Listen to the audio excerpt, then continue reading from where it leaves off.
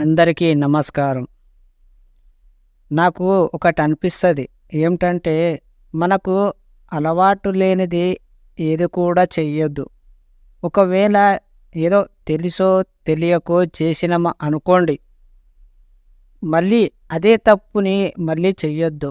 ఎందుకంటే చేసినోనివి నువ్వు, కానీ ఆ తప్పుని వేరే వాళ్ళ మీద వేస్తూ ఉంటాం.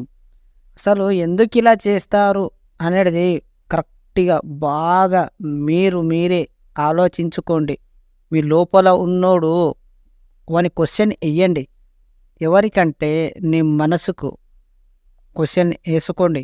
అప్పుడు సమాధానం మంచిగా చెప్తుంది. వాడి మాటలు వినండి. వింటే మీరు ఎప్పుడు కూడా కిందికి దిగజారరు, పైకే వస్తారు.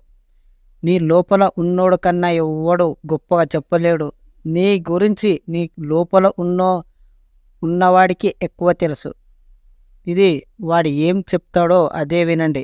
మీకు ఏదైనా బాధ వస్తే మీరు మనసులో మాట్లాడుకోండి. అది ఎంతవరకు కరెక్ట్గా చెప్తున్నాడో, ఎంతవరకు అబద్ధంగా చెప్తున్నాడో అని.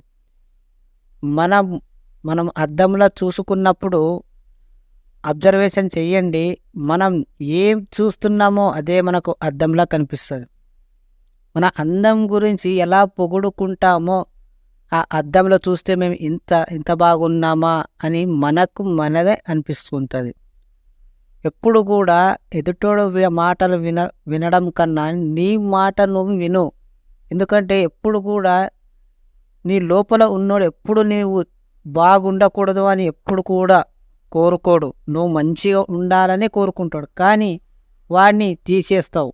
అంటే వాడిని పట్టించుకోవు. అసలు వాడికన్నా నీకు బాగా ఎవ్వరు చూసుకోలేరు. నీకన్నా ఎక్కువగా వాడికి ఎక్కువ తెలుసు నీ గురించి. ఎప్పుడంటే మీరు ప్రశాంతంగా కూర్చున్నప్పుడు, లేదా మీరు అద్దంలో మార్నింగ్ లేవగానే అద్దానికి చూడండి.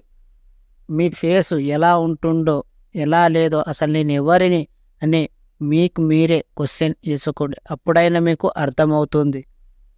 మనమేంటో మన గురించి మనకు తెలియకపోతే అవతల వ్యక్తి చెప్తున్నప్పుడు, అరే నువ్వు అట్లారా, నువ్వు చెడ్డోనిరా, నువ్వు క్యారెక్టర్ బాగాలేదురా అన్నప్పుడు ఫీల్ అవ్వాల్సిన అవసరమే లేదు. ఎందుకంటే ఫస్ట్ ఆఫ్ ఆల్ నువ్వేంటో నీకు తెలుసు. అది నువ్వు తెలుసుకోవాలి. ఒకవేళ నువ్వు కనుక నీ గురించి తెలుసుకోలేకపోతే బయటోడు ఎవరైనా సరే నిన్ను ఒక్కొక్క మాట అంటుంటే అప్పుడు నువ్వు బాధపడతావు. అదే నువ్వు నీ గురించి నువ్వు తెలుసుకున్నావు అనుకో, ఎవ్వరేమనుకున్నా నీ గురించి ఏం చెప్పినా నువ్వు బాధపడవు. ఎందుకంటే నువ్వే వేరు, వాళ్ళు అన్నదే వేరు. అంటే నీలో ఉన్నోడికి తెలుసు నువ్వేంటో. అవతల వ్యక్తి నిన్ను ఒకడు బ్యాడ్గా మాట్లాడుతున్నారంటే వాడు నిన్ను కాదు అన్నది, వాడు చూస్తున్న బ్యాడ్ క్యారెక్టర్ మాత్రమే అంటున్నాడు. అంటే అర్థం చేసుకోండి, ఎవ్వరు మనల్ని నమ్మరు. ఎవరిని మనం ఏంటో మనకు తప్ప ఎవ్వరికి తెలియదు. ఫస్ట్ ఆఫ్ ఆల్ మనం ఏంటో నేర్చుకోండి. మనం ఎలా ఉండాలో అనేది బాగా మీరు అబ్జర్వేషన్ చేయండి. మనకు డబ్బులు కాకపోతే మన లోపల మనకే బాధ వేస్తుంటుంది. ఒకడు తిడుతూనే ఉంటాడు, నువ్వు ₹1 లేకపోతే నీ జేబులా. ఆ అనుభవం ఎట్లా ఉంటుంది ఒక్కసారి మీ మనసుని అడిగి చూడండి. ఏదేదో చెప్తుంటాడు, ఏదేదో మాట్లాడుతుంటాడు, మైండ్ ఏదేదో వస్తుంటుంది. గమనించారా? ఎప్పుడైనా ఒక్కసారైనా మీ గురించి మీరు తెలుసుకొని మీ మాటలే వినండి. ఎవ్వరి మాట ఎక్కువ వినకండి. నీకు ఏదైనా బాధ వస్తే నీ మనసులో ఉన్నోనికి అడగండి, చెప్తాడు బాగా.